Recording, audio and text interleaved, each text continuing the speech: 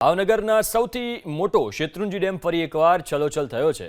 ચોમાસા બાદ સતત વરસાદથી શેત્રુંજી ડેમ છલોછલ થયો। સતત કમોસમી વરસાદથી ડેમ પૂર્ણતઃ ભરાતા સપાટીએ પહોંચી ગયો છે। રૂલ લેવલ જાળવવા ડેમના 20 દરવાજા ખોલીને પાણી છોડાયું। શેત્રુંજી ડેમમાં 1800 ક્યુસેક પાણીની આવક જેટલી જ આવક છે। પાલીતાણા અને તળાજા તાલુકાના 17 ગામને એલર્ટ કરવામાં આવ્યા છે।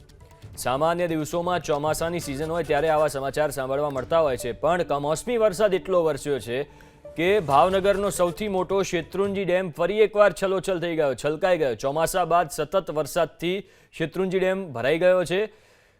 ડેમ પૂર્ણતઃ સપાટીએ પહોંચી ગયો છે। રૂલ લેવલ જાળવવા માટે ડેમના 20 દરવાજા ખોલીને પાણી છોડવામાં આવ્યું છે। તો શેત્રુંજી ડેમમાંથી 1800 ક્યુસેક પાણીની જાવક પણ છે ને એટલી જ આવક પણ થઈ રહી છે।